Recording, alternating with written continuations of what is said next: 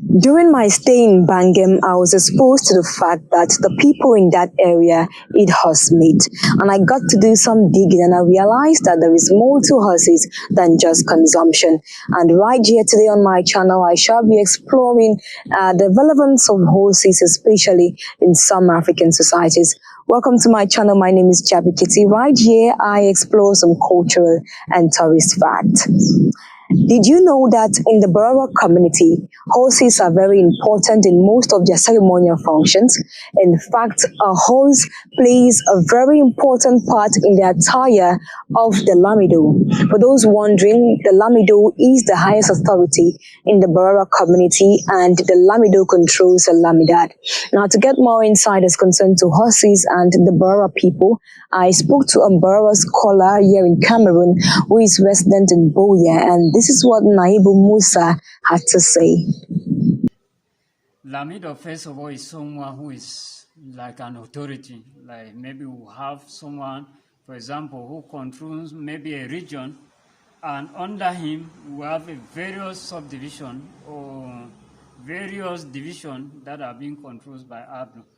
Now, a symbolic, when you see a lamido, you know. How do you know? You know him from the people who surround him. You know him from the dressing. He has a very big gandura that he puts that has some shining color, a very nice cap. And beside him, you see a symbolic chair that is reserved only for him. Equally a small footstool that he puts his leg on it and he sits well. And he has a stick that he always holds, and a stick which is very symbolic. And when he's coming out, you see the display of horses. Horses will be displaying, will be dancing. You see the Gida people, the people who beat guitar and sing and praise him, they're always surrounded by him. You see, there are some people who are having sword. Some are just beside him, protecting him. And at times, you see him when he's to mount on the horse. They'll bring the horse, then bring a very big umbrella and cover him. He's on the horse and someone is holding the umbrella and moving along with him. And equally, during occasion, they always invite some mbororo people to come and display horses. They dance with the horses. There will be a dancing, our own tribe dance, and equally there will be gida play around to make the celebration. And they honor and give him respect. Thank you, Naibu Musa Demsa, for that enlightenment. And it would interest you to know that horses being used for animation is not done only in the mbororo community, also in other parts of Cameroon. When I was in Bangem, I was told that during some special occasions like the 11th February, they do organize a horse race. Even in Limbe, people go pay money to ride on a horse across the beach. So you see, horses have a very important, or horses have key tourist potentials. Now let's look at the relevance of horses from a historical standpoint, taking sight of the Yoruba people in Nigeria. In the days of the old, horses were used to determine how wealthy a man was in the Yoruba land, and it was equally a mode of transportation.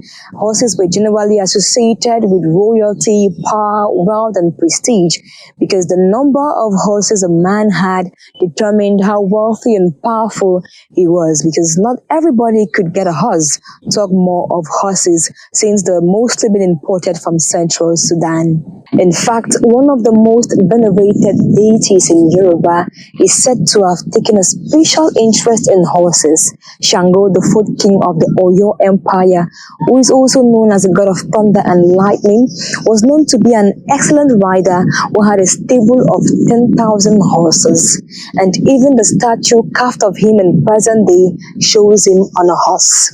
And if you're you've watched a couple of epic Yoruba movies that depict history, then you must have noticed the display of horses. A case in point is a movie, King of Thieves.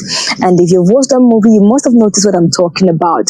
There are a couple of scenes that shows a master on a journey with his entourage consisting of slaves and bodyguards. Now, the master and his close allies ride on a horse, whereas the slaves and bodyguards walk on foot. And the slaves even carry the luggages on your head, while the master is on the horse riding alongside his close allies. That shows you the wealth and class distinction. And you know, most times movies paint a picture of our societies.